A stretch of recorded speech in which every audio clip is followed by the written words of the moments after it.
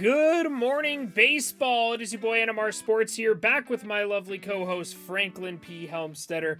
It is June 28th, 2022, and we are here to talk about all of the biggest stories in baseball that occurred last night. It is a Monday, a little bit weaker of a slate, but no shortage of top stories, and we have a few things to go over the last 2 days. If you guys had noticed, we weren't really around much the last 2 days. Sunday was a planned off day. I think we're going to take Sundays off. Seems like a good day to recoup and whatnot. But yesterday, we recorded a banger episode. It was phenomenal. Probably the greatest episode of all time. I'm not going to lie. Maybe the greatest sports podcast episode in history. Unfortunately, it was muted, though. So we had no audio. Just sort of a silent movie at that point. And so we just scrapped it. We were both tired, want to go to bed. But we're back. So, Frank, how the hell are you, man?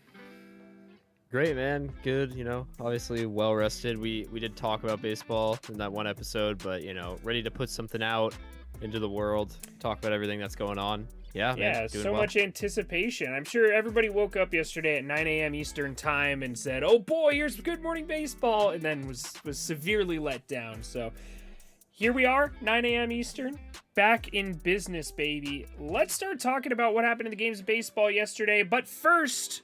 Almost forgot. Don't forget to leave a like on this video. Help it reach more baseball fans. And hit that subscribe button if you enjoy daily MLB content.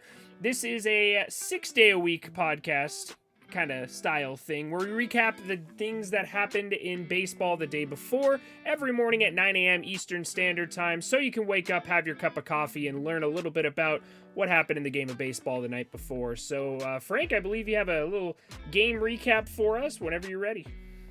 I do have a recap. So let's go through these games. We had 9 games today. It's Monday, so a little bit of a lighter slate.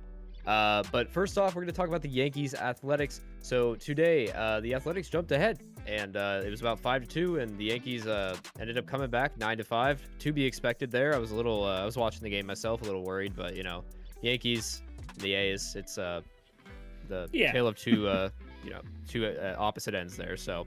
And then moving That's on, actually we got my number 1 and number 30 team in my power rankings. Yeah, Fun fact. I would agree. Yeah, for sure. Next up, we got the Nationals and Pirates. We had some exciting things happen on the Pirates end there, which we'll talk about later. But the Nationals ended up taking that 3-2, so close game. We had the division rivals in the AL East here, Blue Jays and Red Sox. Blue Jays ended up taking this one 7-2. Which puts them just a little bit closer to that second place in that division as the Red Sox have jumped ahead there. Next up, we got these Twins who are playing very well in the AL Central. The Guardians have fallen behind a little bit. They played today. Twins won 11-1. Next up, we got the Cardinals. Absolutely slaughtered the Marlins 9-0. We got the Rangers and the Royals.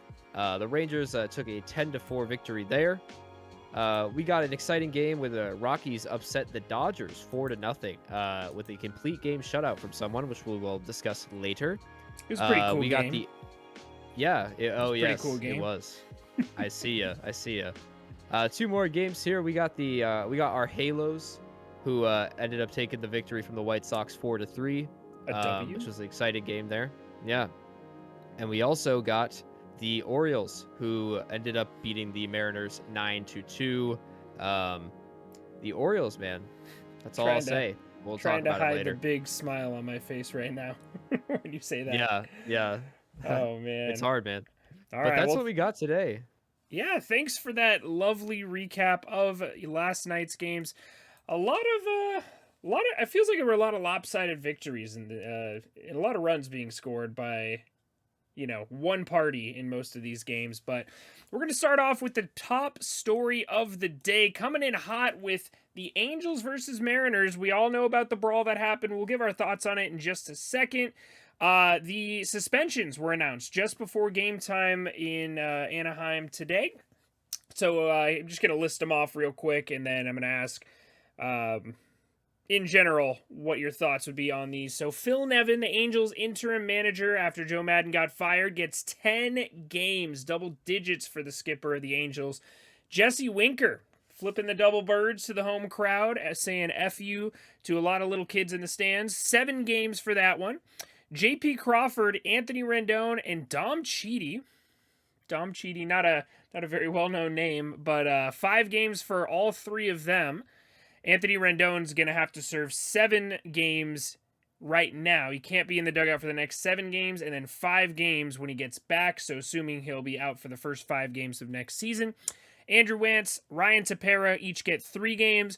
Julio Rodriguez, Raisel Iglesias, Ray Montgomery, Manny Del Campo get 2 games, and then Bill Hasselman gets 1 game. So overall, lots of suspensions there, lots to unpack. Off the top of your head, man, any of these guys get either too harsh of a punishment or didn't get enough of a harsh punishment? What do you think? If anything, I think what stands out to me is, I think, 2 major things here. The first being, as much as, and we were talking about this before the show as well, but I definitely hold Phil Nevin responsible for a lot of this. So having him suspended is reasonable, but to have a 10-game suspension over Winker only having 7, I would maybe flip those personally, just considering the perspective of, I think Winker could have had significantly less games if he had just not incited the fans like that, or been extremely rude towards people and instigated that. But there's frustration there. I understand, but I do think that is something that needs to be considered as well. But on top of that, man, the other thing I noticed too is it's hard. Again, it's in comparison to Winker's suspension, but to have him not suspended longer while simultaneously the Angels and I guess I don't really know what his involvement was, but to have the Angels interpreter suspended, I don't know. It just seems like it could have been a little bit less people perhaps and more focused on the actual roots of the issue, because I do agree that Nevin and Winker are probably the 2 sides of both teams that I see being the main instigators of this brawl itself. But I don't know. I kind of have gone back and forth with my opinions on this, so I'm still obviously willing to listen to other people, because I don't really know the full extent of every detail. It was very crazy if you've seen the Brawl. Oh, It was absolutely. very hard to see who was doing what and everything. Dude, but I think 12 suspensions, which is crazy. I was live during the thing, and it was terrible. I think I went to the bathroom right before Winker's at bat because I thought everything was over. Or I might have been on my phone, and then I look up and I just see them talking, and then I see the Brawl start to break out, and I'm like, what happened? I don't even know what happened. And then so it was a crazy situation. I will say my personal thoughts are, I can't stand this holier than thou fucking thing that's going on in the media right now about the Mariners being these saints, a light shining down from heaven on how amazing the Mariners handled this. The Angels are all the villains. Both teams are in the wrong, man. Both teams are in the wrong. I understand. I'm not necessarily with Phil Nevin. I think Phil Nevin is kind of a little bit of a toxic, manly man who just had to, he had too much pride to let that go unpunished. So we knew it was going to happen. I think they could have stopped with Julio Rodriguez after they threw behind him. Hitting Winker was unnecessary. I understand they were chirping at him, but unless they said something extremely offensive or something, or, just take your base. I had some people in my comments I made a little breakdown of my own, not nearly the level of John Boy's, but I did my best. And they're oh, you conveniently cut out the part where Winker walked towards first base. He did not take a single step towards first base. He got hit in the butt. He turned around, looked at the dugout. Somebody said something to him. I'm not saying they should have said something to him, but what are you going to do? If a guy's standing there like this, you're going to say, take your base, go to first. Because they're pissed off. Their guy got thrown at. So Winker shouldn't have charged the dugout. The entirety of the Mariners. The Brawl did not get onto the Mariners side of the field. The entire thing happened at the Angels dugout. J.P. Crawford definitely deserved what he got with the 5 games. Anthony Rendon, I get where it's coming from, but why are you suspending him for a total of 12 games? Technically, Anthony Rendon got the biggest suspension because he has to serve 7 games right now and then 5 when he gets back to playing for him. Yeah. What sense does that make? That's 12 games. You're suspending him for more. You're suspending him for double J.P. Crawford, who threw multiple punches. Ryan Tepera threw a punch as well. That's why he got suspended. And then Raisel Iglesias and the whole thing, when he made his tantrum, the biggest takeaway from the John Boy thing for me was that Raisel got ejected without doing anything. He didn't throw any punches. I mean, I'm sure he was like shoving and whatnot in the middle of it, but so was everybody else. And he got ejected, and that's what prompted him to throw the sunflower seeds on the field. So we finally know why he had that whole tantrum. It's like, why did he get tossed? But yeah, and I think that I agree with that, and I think you guys should watch. I mean, everyone here probably has seen John Boy, but obviously a great breakdown. He's always got those, but it gives a lot of insight into the situation. And you see Winker run out because he thinks that Raisel's trying to start more crap there, and that's not the case. And so immediately after, like, they say, "Oh no, he's talking to the umpire," and Winker starts laughing. So it's like that was entirely directed at his ejection, which that ejection served little to no purpose for his, because he didn't really contribute. So I understand his. So I totally agree with him appealing it.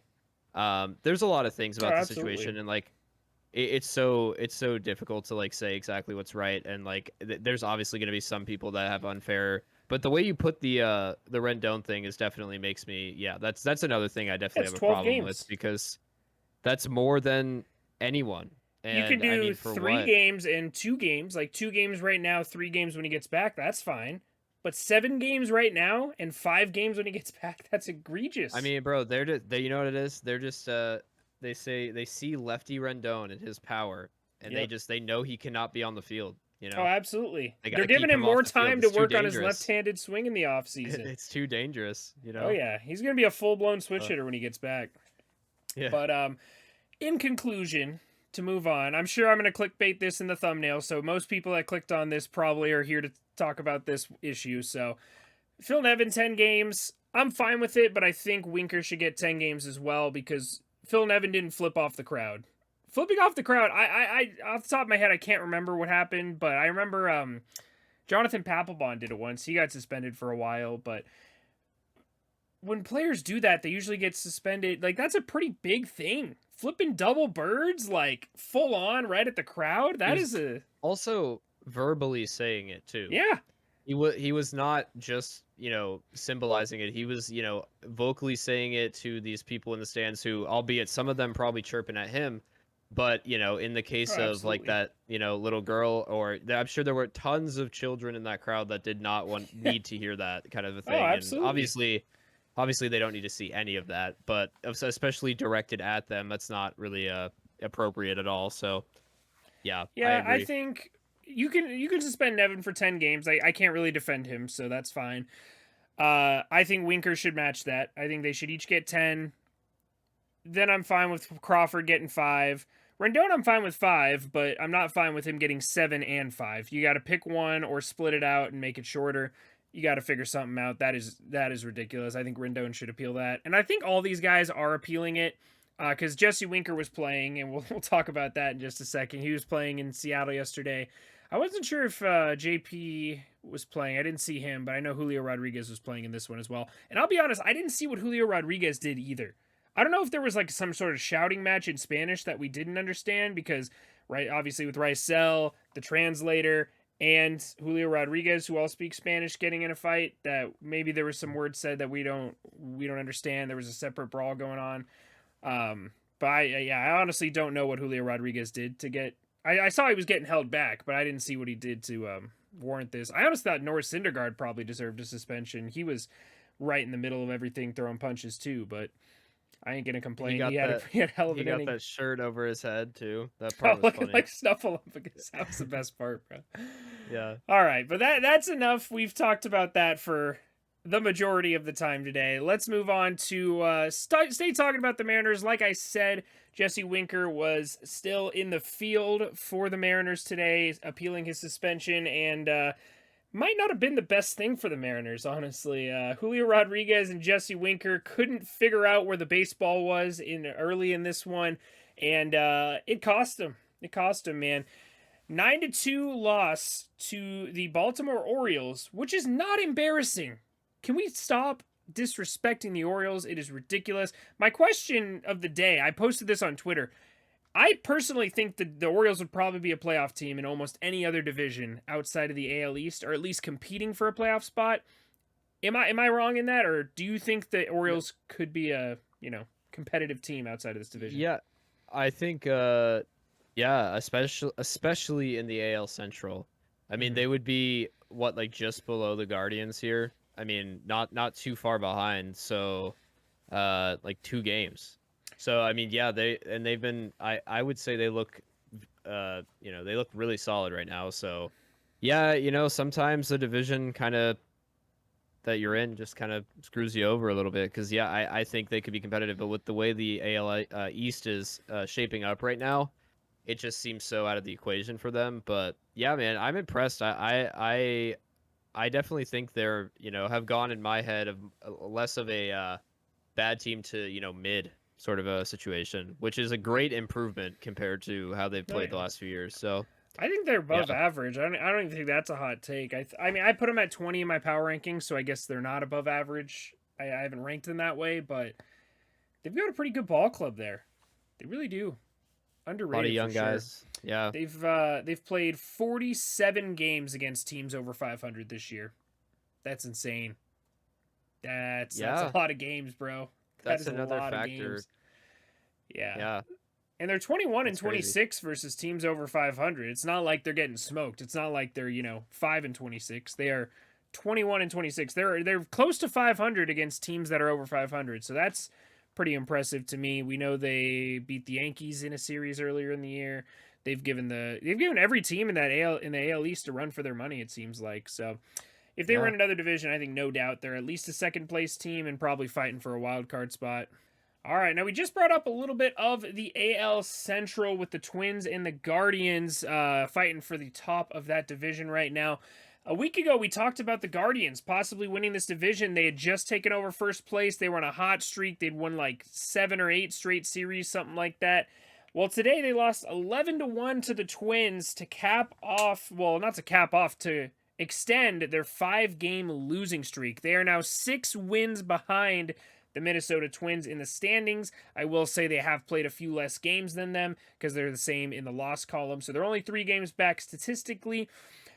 Were we a little too overzealous, I guess, or a little too overhyped about the Guardians? Are the Guardians, what we thought they were at the beginning of the season, or do you legitimately still think they have a chance at this division? Yeah, I think first of all, when you maybe don't live or when you exceed expectations rather, and people, are putting that spotlight on you, that can actually really cause a lot of issues. And I think maybe perhaps, just given the fact they're playing the Twins right now, they're, fighting for first place and they had first place, they might have just, couldn't handle the pressure right away. So I think we got to watch them over the next couple weeks, see if they rebound here.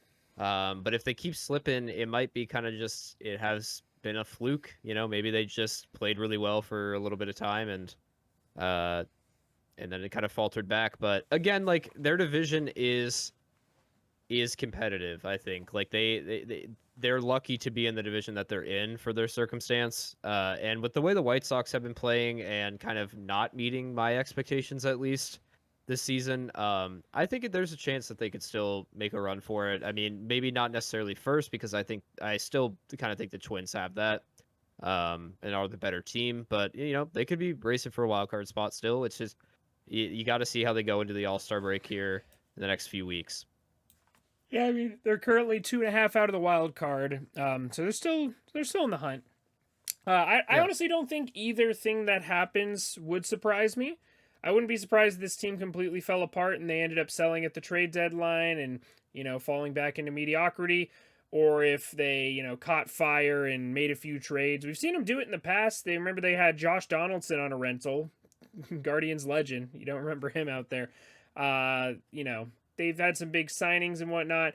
I think they could definitely go all in if they have a chance post All Star break right around the trade deadline. But I think I could easily see them continuing this losing streak and falling out of contention. But the AL Central is a hard place to fall out of the conversation in, so I think they'll be hanging around for a while for sure.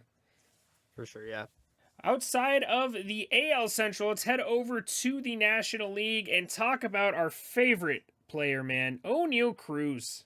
I just love watching this guy play.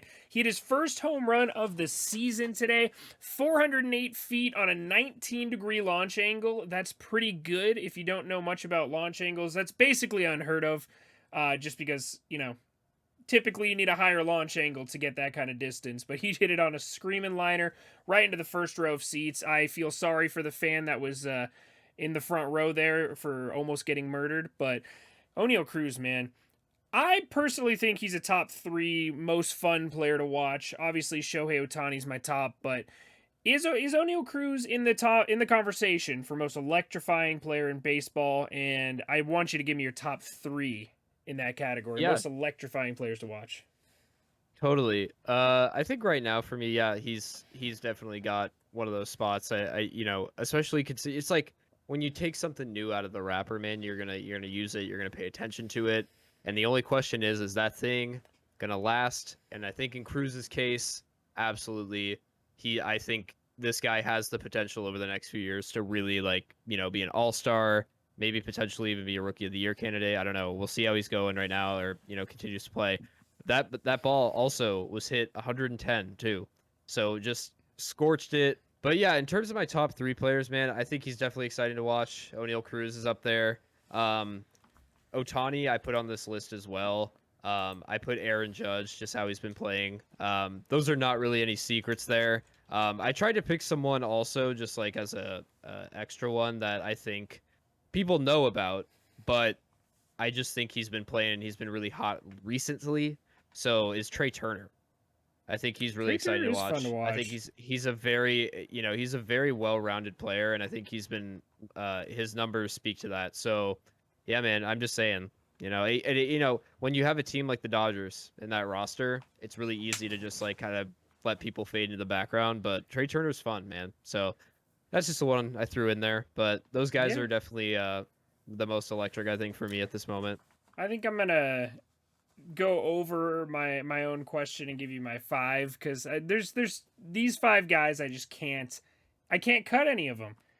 Number 1, we obviously got Shohei Ohtani. He's there's no question that he's the most exciting player to watch, especially on a day where he pitches and hits. Shohei Ohtani on a day where he pitches, he hits. Maybe that's what I should say, because on a normal day he's fun to watch. I don't know if he's the most electrifying per se, but Shohei Ohtani on a day where he pitches and hits, number 1 for sure. Number 2, it's got to be Fernando Tatis Jr. I know we forgot about him for the moment because he hasn't played yet this season, but nobody does it. Nobody does it with as much swag as he does. He hits the ball like crazy. He's fast. He's always stealing bases. He's taking that extra base. He's just so fun to watch. I probably think Oneil Cruz is number 3 though, for sure. And then outside of that, it's Acuna and Soto, man. They're tied for that 4 spot. You can't go wrong with either of those guys. I agree Aaron Judge is definitely electric, but I don't know. He doesn't have the same amount of flash. It's not when he hits the ball. Hitting the ball is must-see TV. I feel like Tatis and Acuna and whatnot, they get a little more flash. It's a little more of a spectacle. Whereas Aaron Judge, he just hits the ball and you just watch that replay 30 times in a row, and that's the electric part.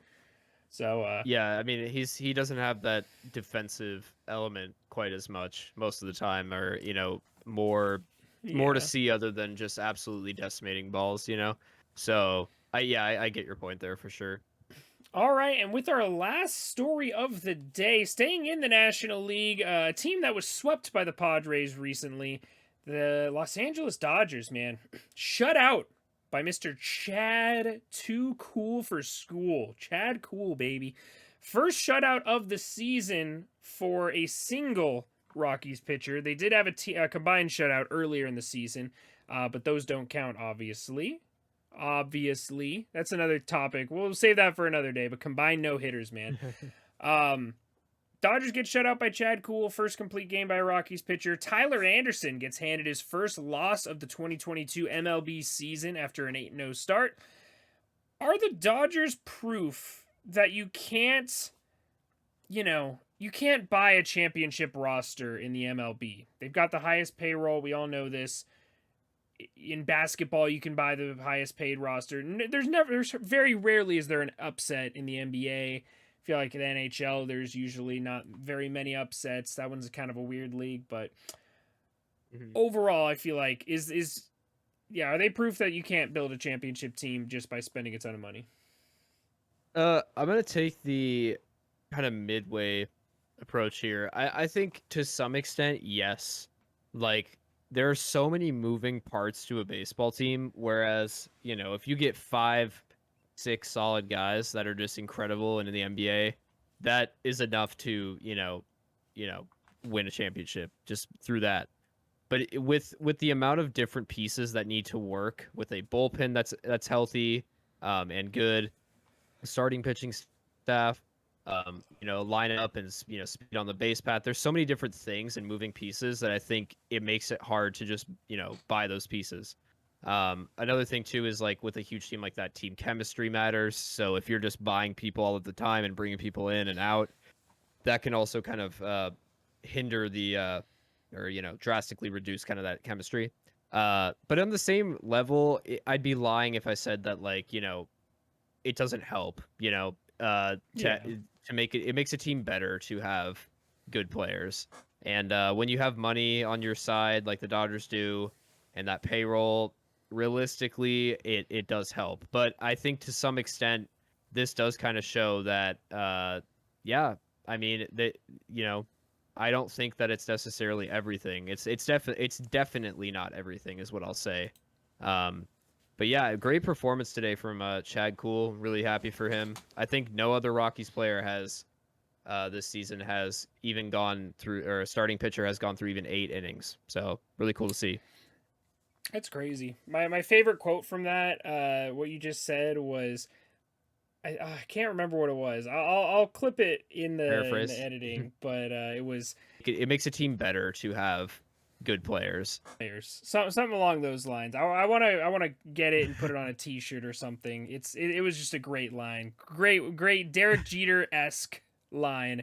Derek Jeter, of course, famous for those press conferences. Like 27 outs. You just got to get 27 outs, man. Got to score more runs than the other team. That's always what it's always what it is. It's like, Yeah. So what are you trying to do out there? Oh, we're just trying to get the ball, hit the ball, get on base, Score runs, run around the base path, runs. touch home plate. Yeah. Like in conclusion, I agree. I don't know. It's just crazy that you look at this lineup, like Trey Turner, Freddie Freeman, Will Smith, Max Muncy, Justin Turner, Cody Bellinger, Chris Taylor, Gavin Lux, and then Trace Thompson's there too. But you look at that lineup and you're like, how did this team get not only shut out, 3 hits in this game, 3 hits shutout by Chad Kuhl, no walks either. No walks, 3 hit shutout. How does that happen? Yeah. To me, it's proof, 2019 NLDS against the Nationals, last year against the Braves. You really can't buy chemistry, like you were saying. And even if you have the best chemistry, it sometimes doesn't work out, Yeah. And yeah, that's another factor too, is like, even if they were, and again, like I've talked about this before, I think with that lineup and that roster, they should be better. Or, I would figure they'd be playing better and have a better record and everything. But regardless, even if all those pieces are working, baseball, there's all those tweets like, baseball, man. You know what I mean? Like things just happen. Yep. So always. Absolutely.